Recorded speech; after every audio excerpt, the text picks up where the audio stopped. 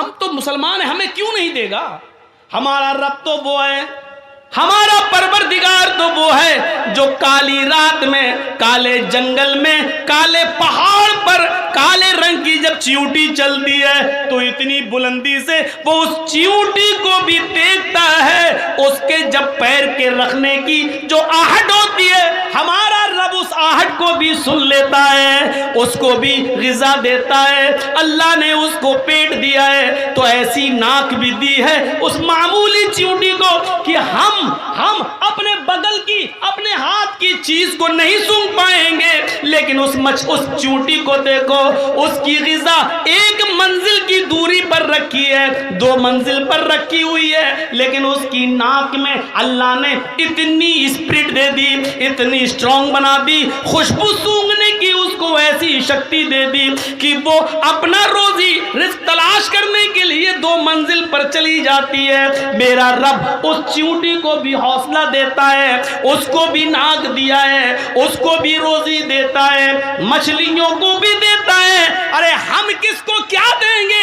ہم اپنے دوستوں کو دسترخوان پہ بٹھائیں گے، کھلائیں گے، لیکن اپنے دشمن کو ہم دیکھنا بھی گوارا نہیں کریں گے۔ شادی میرے بیٹے کی ہے، ہم اپنے یار دوستوں کو بلائیں گے، لیکن اپنے دشمن کو ہم نظر انداز کر دیں گے۔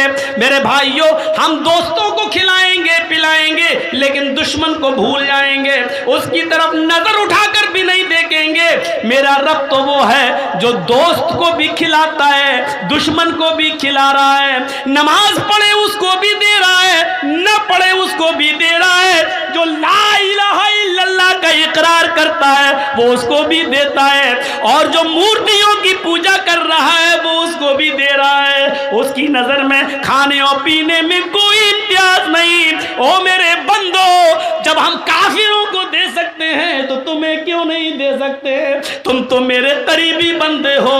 میرا رب تو وہ ہے جو دوست و دشمن نہیں، وہ سب کو دیتا ہے۔ 90 سال کے ایک بوڑھے کو ابراہیم علیہ السلام نے دسترخوان سے اٹھا دیا تھا یہ کہہ کر کہ تو آگ کا نام لے کر کھا رہا ہے، رکھ اللہ کا نام لے۔ اس نے کہا نہیں لیں گے، آگ ہی میرا رب ہے، بھگا دیا اس کو۔ جبریل آ گئے، اے ابراہیم تم نے آج اس بوڑھے کو بلایا اور کھانا بھی نہیں کھلایا، بھگا دیا، جاؤ اس کو پکڑ کے لاؤ اور کھلاؤ۔ جبریل سے ابراہیم علیہ السلام کہنے لگے ارے وہ تو اللہ کا نام ہی نہیں لیتا۔ کہا ابراہیم وہ تو 90 سال میں پوری زندگی میں کبھی اس نے اپنے رب کا نام نہیں لیا، تمہارے دسترخوان پر تو اس نے آج اللہ کا انکار کر دیا، لیکن وہ تو 90 سال سے نام نہیں لیتا، لیکن تمہارا رب 90 سال سے اس بوڑھے کو کھلاتا رہا، اس بوڑھے کو پلاتا رہا، اس بوڑھے کو روزی روٹی دیتا رہا، پھر تم اس بوڑھے کو دسترخوان سے کیسے بھگا سکتے ہو؟ تمہارے رب کی رحمت کو یہ گوارا نہیں ہے، جاؤ بلا کر لاؤ، پکڑ کے لاؤ۔ بلا کے لایا، ابراہیم علیہ السلام لائے اور اس بوڑھے کو کھلایا، کہا لو کھاؤ۔ کہا اب کیا ہوا؟ میں اللہ کا نام نہیں لوں گا۔ کہا مت لو، میں آگ کا نام لوں گا، لو۔ ارے اب کیا ہوا؟ اچانک کیسے بدل گئے؟ فرمایا میرے رب کی رحمت کو گوارا نہیں ہوا کہ کوئی بھوکا دسترخوان سے اٹھ جائے۔ میرے رب نے کہا وہ تو 90 سال سے میرا نام نہیں لے رہا ہے، پھر بھی ہم نے اس کو کھلایا پلایا ہے، پھر تم کیسے اٹھا سکتے ہو؟ جب اللہ کو اعتراض نہیں تو تمہیں کیسی آبجیکشن، تمہیں کیسا اعتراض؟ اس بوڑھے نے کہا آپ کا رب اتنا مہربان ہے، پھر مجھے اس رب سے جوڑ دو جس کی رحمت کا یہ حال ہے۔ میرے بھائیوں، وہ بوڑھا پہلے ابراہیم علیہ السلام سے جڑتا ہے، اپنے رب سے جڑتا ہے، اس کے بعد کھانا کھاتا ہے، اللہ کا نام لیتا ہے اور کھانا شروع کر دیتا ہے۔ میرے بھائیوں، یہ رب ہے جو غیروں کو بھی کھلا رہا ہے، اپنے دشمنوں کو بھی کھلا رہا ہے، نافرمانوں کو بھی کھلا رہا ہے۔ جب وہ کھلانے پلانے والا ہے تو ہمیں روزی روٹی کی اتنی فکر کیوں ہو رہی؟ ہونی چاہیے، لیکن اتنی فکر نہیں۔ جب 40 ٹن گوشت کھانے والی مچھلی کو کھلا رہا ہے وہ، تو ہمیں 2-4 روٹی کے لیے اتنی فکر کیوں؟ اتنا اتار چڑھاؤ ہیں، کیا ہوگا کل کہاں سے کھانا آئے گا، 1 مہینے بعد ہم ریٹائر ہو جائیں گے سرکاری نوکری سے، پھر ہمارے بچوں کو کون دیکھے گا؟ ہماری 4 بیٹیاں ہیں، ہماری بیٹیوں کی شادی کیسے ہوگی؟ ان کے لیے جہیز کا انتظام۔ ارے معاشرے میں، سماج کے لوگوں، جہیز کی لعنت کو ختم کرو. اگر اس کو آپ نے ختم کر دیا تو بہت بڑا ایک جہاد آپ جیت جاؤ گے, بہت بڑا ایک مارکہ آپ حاصل کر لو گے. کیونکہ انسان ناجائز طریقے سے جو کما رہا ہے, اکثر اس میں ایسے ہیں کہ جن کو اپنی بیٹیوں کی شادی کرنا ہے, ان کو اپنا فیوچر, میری بیٹی کی شادی کیسے ہوگی, اس لیے وہ ناجائز طریقے سے مال کما رہا ہے. ایک مسلمان کو دوسرے مسلمان کی ہمدردی ہونی چاہیے, ایک مسلمان کو دوسرے مسلمان کا درد ہونا چاہیے. میں تمہیں وہ واقعہ سناتا ہوں جو واقعہ ہمارے اور آپ کے ضمیروں کو جھنجھوڑ دے گا. اللہ کے نبی صلی اللہ علیہ وسلم کے 2 صحابیوں کا واقعہ ہے. تذکرۃ الحفاظ میں علامہ شمس الدین ذہبی نقل کرتے ہیں, 2 صحابیوں کا کہ کپڑے کی دکان ہے. سنیے, آپ لوگوں کا اصل مارکیٹ احمد آباد, 2 دکانیں ہیں. مان لیجئے ایک آپ کی بھی ہے, میری بھی ہے, اور ہم بھی یہیں رہتے ہیں. میری بھی کپڑے کی اور آپ کی بھی کپڑے کی. اکثر ایسا ہوتا ہے کہ نہیں, ایک کسٹمر کپڑا خریدنے آ رہا ہے تو یہ دکان والا بھی کہتا ادھر آؤ بھائی, آؤ ہمارے پاس اچھا مال ہے. دوسرا بھی کہتا ارے بھائی ادھر آؤ, ہم تمہیں آج اچھا دکھائیں. ہوتا کہ نہیں ہوتا ہے؟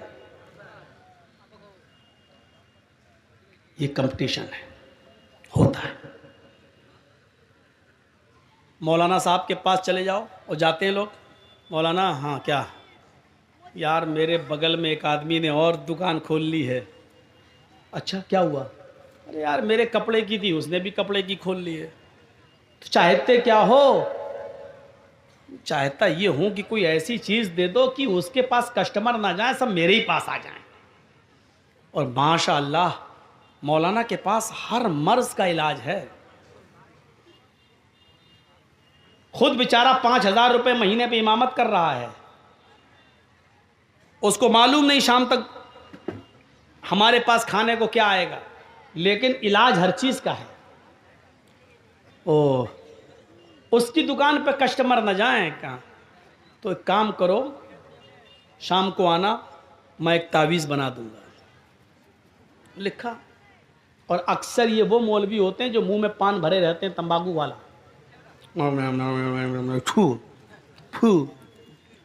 اپنا لکھ دیں گے, تعویذ بنا دیں گے, پھوک پھاک کر دیں گے, کپڑے میں لپیٹ لو. کیا ہوا؟ رات کے اندھیرے میں جب سب سو جائیں تو اس تعویذ کو اس کی دکان کے سامنے تھوڑا سا گڈھا کھود کر گاڑ دیں گے. کیا ہوگا؟ جو بھی کسٹمر اس کی دکان پر جائے گا اس کا دل ہی نہیں لگے گا, لوٹ کے تمہارے پاس آئے گا ہی آئے گا. اس کی دکان بند ہو جائے گی, تیری چلے گی. ایک چھوٹا سا سوال آپ سے, کیا اللہ کے رسول اس لیے آئے تھے کہ ایک کی دکان بند کر دی جائے اور ایک کی دکان چلنے دی جائے؟ ایمانداری کے ساتھ بتاؤ, دل پر ہاتھ رکھ کے بتاؤ, کیا اللہ کے رسول اس لیے آئے تھے؟ کیا ایسی کوئی دعا بتائی ہوگی کہ ایک کی دکان بند ہو جائے اور ایک کی چلے؟ نہیں.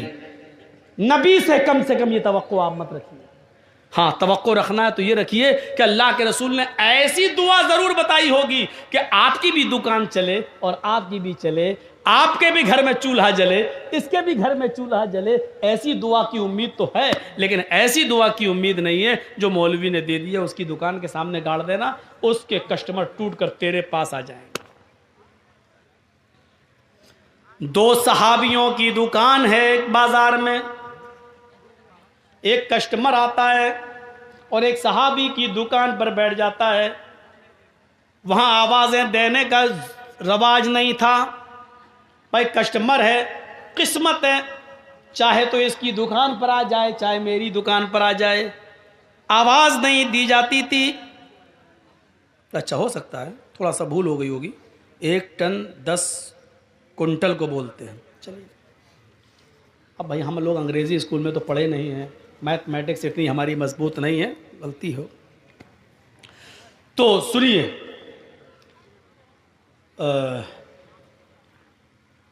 ایک صحابی کی دکان پر, اس زمانے میں یہ چلتا تھا, کوئی آواز نہیں دیتا تھا, ادھر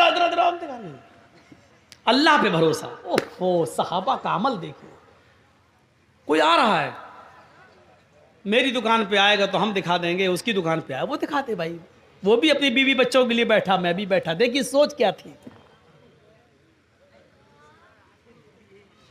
آیا ایک صحابی, دوسرے صحابی کی دکان پر کپڑا بیچنے والے کی، اور آ کر بیٹھ گیا، کپڑا دکھایا، پسند آیا، لے لیا، مول بھاؤ نہیں چلتا تھا، ایک دام یہ ہے، لے گیا۔ اس کی قسمت میں تھا، بیچ دیا، کپڑا لے گیا۔ وہ تھوڑی دیر کے بعد ایک اور کسٹمر آیا، دونوں دکانیں آمنے سامنے، لیکن وہ اسی دکان پر آیا جس دکان سے ابھی تھوڑی دیر پہلے کسٹمر